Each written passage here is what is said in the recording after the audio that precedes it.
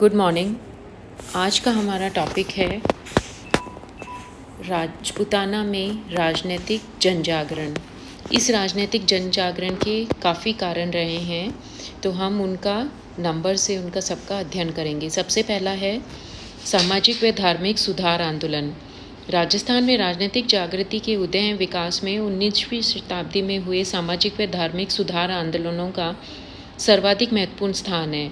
निर्भीक धर्म प्रचारकों ने अंग्रेजों के आधिपत्य से पूर्ण स्वाधीनता की भावना की मन चिनगारी को बुझने नहीं दिया, वरन इसे कुरेद कर स्वतंत्रता का भावना को जन जन में प्रज्वलित कर दिया। इस संदर्भ में आर्य समाज का योगदान काफ़ी महत्वपूर्ण रहा। आर्य समाज के संस्थापक एवं प्रवर्तक स्वामी दयानंद सरस्वती थे, जिन्होंने मुख्य कार्यक्षेत्र राजस्थान था। 1875 में स्वामी दयानंद ने बम्बई में आर्य समाज की स्थापना की और 1880 से 1890 ईस्वी के मध्य तक राजस्थान में भी विभिन्न स्थानों पर आर्य समाज की शाखाएं प्रारंभ की गई। वैदिक यंत्रणालय को इलाहाबाद से अजमेर स्थानांतरित किया गया। अगस्त 11, 1882 को दयानंद सरस्वती उदयपुर महाराणा से मिले और भारतीय संस्कृति की रक्षा करने पर बल दिया। 1883 में दयानंद ने उदयपुर में ही एक सामाजिक संस्था परोपकारिणी सभा की स्थापना की। इसके अलावा दयानंद सरस्वती के समान विवेकानंद, साधु निश्चल दास सन्यासी, आत्माराम व स्वामी गोविंद गिरी ने भी राजस्थान में धार्मिक व सामाजिक सुधार आंदोलन प्रारंभ किए। स्वामी विवेकानंद का भी राजस्थान के नवयुवकों पर उतना ही प्रभाव पड़ा जितना दयानंद सरस्वती का। विवेकानंद भी 1892 ईस्वी में अलवर आए। उन्होंने यहाँ की जनता को नई आशा, स्फूर्ति और प्रेरणा दी। गोविंद गिरी का मुख्य कार्यक्षेत्र सिरोही, डूंगरपुर, बांसवाड़ा के आदिवासियों के मध्य था।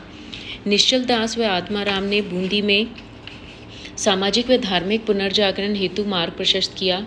इस प्रकार समस्त राष्ट्रीय व स्थानीय सुधारकों ने राजस्थान में राजनीतिक चेतना में योगदान दिया। दूसरा कारण, पाश्चात्य शिक्षा ने भी राजस्थान में राजनीतिक जनजागरण में योगदान दिया। अंग्रेजों के संपर्क में आने के पूर्व यहाँ शिक्षा परंपरागत हिंदू पाठशाला व मुस्लिम मकतब के द्वारा दी जाती थी। राज्य का शिक्षा के क्षेत्र में कोई योगदान नहीं था।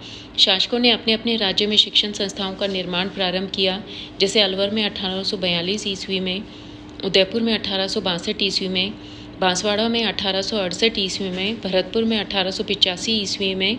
इसी प्रकार अन्य राज्यों में भी इसके बाद में ही शिक्षण संस्थाएं प्रारंभ की जाने लगी। 20वीं शताब्दी के प्रारंभ में एक कॉलेज सहित जोधपुर में 34 शिक्षण संस्थाएं थी। उदयपुर में 42 और बीकानेर में 48 शिक्षण संस्थाएं स्थापित हो चुकी थी।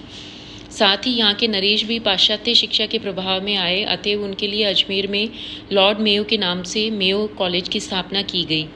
नए शासकों का संपर्क अंग्रेजों से बढ़ने लगा, परंतु इस नई पीढ़ी के नरेशों पर भी पुरातन राजकीय परंपरा का प्रभाव पूर्णतः समाप्त नहीं हो पाया तथा कई राज्य शासन एवं राजनीतिक मामलों में भी दिलचस्पी लेने लगे। अब उन्होंने अपनी राजनीतिक व्यवस्था को भी पहचाना व इस नवीन पाश्चात्य शिक्षा प्राप्त नरेशों ने भी अपने अपने राज्य में नए नए शिक्षण संस्थान प्रारंभ किए।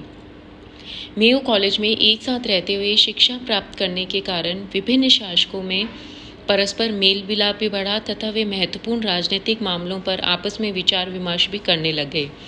इससे धीरे धीरे यहाँ के शासकों में पारस्परिक एकता की भावना उत्पन्न हुई और इस भावना ने उन्हें अपनी व्यवस्था के विरुद्ध रोष उत्पन्न करने में भी सक्रिय योगदान दिया। जनता भी पाश्चात्य शिक्षा के प्रभाव से अछूती नहीं रही और अब उनके विचारों में नवीन उदारता का समावेश होना प्रारंभ हुआ। स्वतंत्रता एवं समानता की भावना से परिपूर्ण अंग्रेजी साहित्य से परिचित होने के बाद यहाँ के लोगों में राजनीतिक स्वतंत्रता के प्रति नवीन भावनाएं जागृत होने लगी। तीसरा कारण है समाचार पत्र व साहित्य। राजस्थान में जन जागृति हेतु राजस्थान समाचार पत्रों व साहित्य का भी महत्वपूर्ण भूमिका रही। इनके माध्यम से ही प्रमुख व्यक्तियों की विचारधाराएं, निरंकुश शासन के दोष, आम जनता के कल्याण तथा प्रजातांत्रिक संस्थाओं के निर्माण की आवश्यकता को प्रचारित किया गया। न केवल राजस्थान अपितु राजस्थान के बाहर के अनेक समाचार पत्रों में यहाँ पर होने वाली घटनाओं के बारे में विस्तृत विवरण एवं जानकारी मिलती थी। राजस्थान के बाहर के समाचार पत्रों में प्रमुख रूप से इलाहाबाद से प्रकाशित होने वाला द लीडर, कानपुर का प्रताप तथा वर्धा से निकलने वाला राजस्थान केसरी आदि ने यहाँ के जन जागरण में पर्याप्त सहयोग दिया। इसी भांति राजस्थान में भी धीरे धीरे कई समाचार पत्र प्रकाशित होने लगे। उनमें अजमेर से प्रकाशित नवीन राजस्थान, ब्यावर से तरुण राजस्थान तथा जयपुर से प्रभा, लोकवाणी, भरतपुर से रियासत, कोटा से जय हिंद, उदयपुर से नवजीवन, सज्जन कीर्ति, सुधाकर, जोधपुर से प्रजा सेवक आदि प्रमुख रहे। इसी प्रकार से अनेक साहित्यकारों ने भी अपनी लेखनी से जन जागृति उत्पन्न की। ऐसे साहित्यकारों में केसरी सिंह बारेट का सर्वप्रथम स्थान है। ऐसा माना जाता है कि उन्हीं की चेतावनी चोटिया कविता का परिणाम स्वरूप महाराणा फतेह सिंह दिल्ली में उपस्थित हुए भी दिल्ली दरबार में नहीं गए। चारण कवियों में राष्ट्रीय भावनाओं से ओतप्रोत लेखन की प्रारंभ बूंदी के महाकवि सूर्यमल मिश्रण से ही हम पाते हैं। अगला कारण है यातायात व संदेश वाहन के साधनों का विकास। लोगों के विचारों का आदान प्रदान कराने में तथा एक संगठित कार्यक्रम के लिए यातायात एवं संचार साधन भी कम महत्व के नहीं थे। यातायात व संदेश वाहन के साधनों के विकास के फलस्वरूप राजस्थान के विभिन्न राज्यों का आपसी संबंध बढ़ा तथा भारत के विभिन्न क्षेत्रों से भी संपर्क एवं एकता स्थापित होने लगी। सबसे पहले राजस्थान में पक्की सड़कें बनाने का कार्य प्रारंभ हुआ। 1865 में ये कार्य प्रारंभ कर पूरे 10 वर्षों में आगरा से जयपुर व अजमेर होती हुई नसीराबाद से चित्तौड़ होकर नीमच जाने वाली सड़क बनी। इसी तरह रेलवे निकालने के प्रस्ताव में उन्हें लगे और इनके निर्माण का सर्वप्रथम काम 1874 ईस्वी में शुरू हुआ। रेलवे का यह काम अगले 8 वर्षों में अहमदाबाद को अजमेर, जयपुर व आगरा से मिला दिया। बांदीकुई व अलवर होती हुई एक रेल लाइन दिल्ली तक निकाली गई तथा चित्तौड़ व नीमच के मार्ग से भी अजमेर को मालवा से संबद्ध कर दिया। 1889 में जोधपुर व बीकानेर राज्यों ने अपनी सम्मिलित रेलवे लाइन बनाने का आयोजन किया। अजमेर अहमदाबाद लाइन पर मारवाड़ जंक्शन से चलकर एक और जोधपुर व बीकानेर को भटिंडा से मिलाया गया तो दूसरी ओर मेड़ता से फुलेरा तक संबंध स्थापित किया गया। 1895 ईस्वी में उदयपुर को चित्तौड़ से मिलाया गया। 1904 ईस्वी में के बाद जयपुर राज्य ने भी अपनी रेलवे लाइन का निर्माण करना प्रारंभ कर दिया। इन रेल मार्गों का राजस्थान के जन जागरण पर सर्वव्यापी प्रभाव पड़ा। इस प्रकार से डाक व्यवस्था एवं संचार के साधनों ने एकता एवं जागृति में पूर्ण योगदान दिया। अगला कारण है जनता की हीन आर्थिक दशा। राजस्थान का जन सामान्य हीनता की श्रेणी में था। जनता निरंकुश शासकों के चंगुल में थी। राज्य में किसी भी प्रकार की स्वतंत्रता नहीं थी। सर्वत्र बेगार प्रथा व्याप्त थी। आर्थिक दशा भी अत्यधिक विषम थी। अधिकांश जनता कृषक थी, परंतु अपने सारे श्रम का प्रतिफल उनको भरण पोषण तक का भी उपलब्ध नहीं था। कई प्रकार के करों का भार उन पर लदा हुआ था। कृषक सदैव ऋणी रहते थे। शिक्षा के प्रारंभ हो जाने से शिक्षित बेरोजगार भी बढ़ने लगे। यूं तब अधिकांश जनता गरीबी की निम्नतम रेखा तक पहुंच गई तो कुछ परिवार व व्यक्ति ऐशो आराम में जीवन व्यतीत कर रहे थे। जनता में जागृति के साथ साथ अपनी विकृत स्थिति के विरुद्ध भी विचार आने लगे, परंतु सभी राज्यों में इन विचारों को व्यक्त करने पर प्रतिबंध लगा दिया गया। बिना कारण लोगों को जेल में डाल दिया जाता था। इस प्रकार से दमनकारी कार्यों से जनता के मनोबल में और वृद्धि हुई। अपनी स्वतंत्रता व अधिकारों के लिए उन्हें लड़ने के लिए प्रेरित किया। बिजोलिया में सर्वप्रथम संगठित एवं सफल आंदोलन हुआ। बिजोलिया मेवाड़ का प्रथम श्रेणी का ठिकाना था। वहाँ भूमि कर के अलावा करीब 80 प्रकार के लाग बाग थे। राजस्थान में सर्वप्रथम सफल किसानों आंदोलन वहीं पर हुआ। आंदोलन के दौरान किसानों ने सामंत के दमन चक्र की प्रवाह न कर आश्चर्यजनक शौर्य व साहस का परिचय दिया। 1897 ईस्वी से प्रारंभ होकर यह आंदोलन 1941 तक चलता रहा। इसी प्रकार एक ही आंदोलन भी हुआ और यह राज्य के करीब 9 राज्यों में फैल गया। एक ही आंदोलन की व्यापकता को देखकर विभिन्न राज्यों की सरकारें चिंतित हो गई और इसे दबाने का प्रयास किया। अगला कारण है क्रांतिकारियों का योगदान। राजस्थान में की राजनीतिक चेतना में क्रांतिकारियों की विशेष भूमिका रही है। 20वीं शताब्दी के प्रारंभ में देश में रास बिहारी बोस के नेतृत्व में सशस्त्र क्रांति की योजना बनने लगी। राजस्थान में भी अर्जुन लाल सेठी, विजय सिंह पथिक, कृष्ण सिंह बारेट, गोपाल सिंह खरवा, दामोदर राठी आदि प्रमुख क्रांतिकारी थे। 1912 ईस्वी के हॉर्डिंग्स बम कांड में केशरी सिंह बारेट के पुत्र प्रताप सिंह आदि को उत्तरदायी ठहराया गया, परंतु ठोस प्रमाण के अभाव में उसे छोड़ना पड़ा। 5 वर्ष बाद ही बनारस षड्यंत्र के अभियोग में उसे पकड़ लिया गया।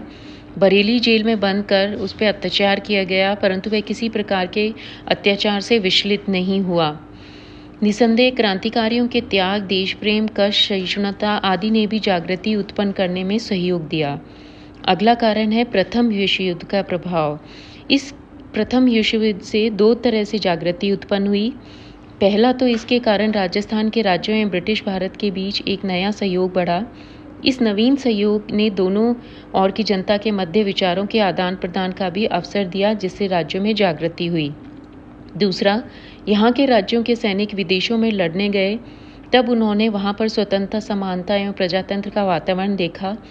उससे वे उत्तेजित एवं प्रभावित हुए बिना नहीं रह सके। महायुद्ध की समाप्ति के बाद जब वे पुनः स्वदेश लौटे तो उन्होंने अपने विचारों को जनता में प्रतिपादित करना प्रारंभ किया, जिससे जागृति पैदा होना स्वाभाविक था। अगला कारण है शासकों में अंग्रेज विरोधी भावनाएं।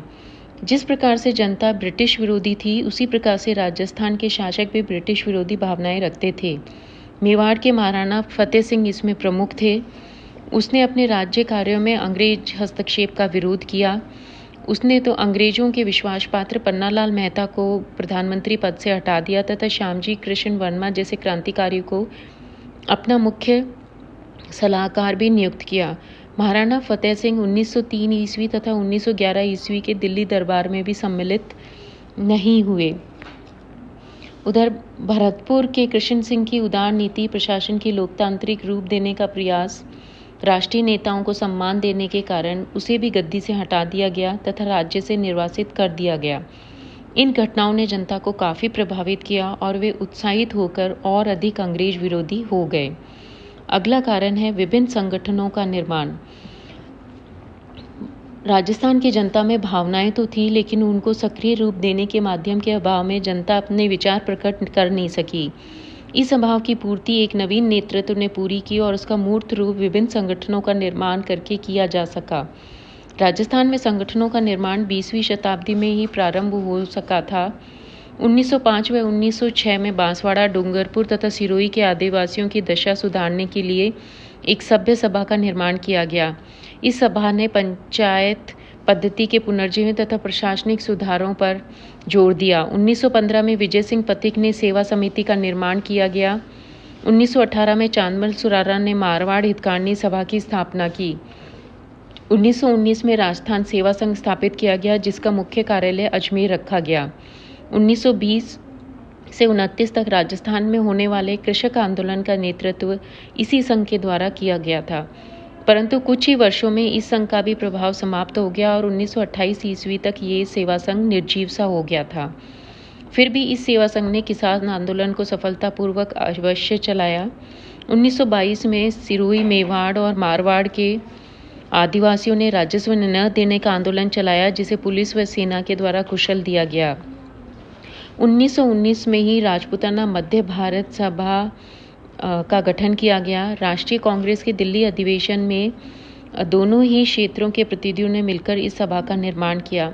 इसका पहला अधिवेशन जमनालाल बजाज की अध्यक्षता में दिसंबर 1919 में हुआ। इस सभा का मुख्य उद्देश्य शासकों और सामंती जुल्मों के विरुद्ध आवाज़ उठाना था। संगठन निर्माण की प्रक्रिया में एक और महत्वपूर्ण कदम 1927 ईस्वी में उठाया गया था, जब अखिल भारतीय देशी राज्य लोक परिषद का निर्माण किया गया। परंतु राजस्थान के विभिन्न राज्यों में ऐसे संगठनों का अभाव था जिसका क्षेत्र पूरी रियासत में हो। राजस्थान के विभिन्न राज्यों में प्रजामंडलों की स्थापना हुई और राजस्थानी रियासतों का आंदोलन मुख्यतः इसी संस्था के नेतृत्व में लड़ा जाने लगा। Thank you.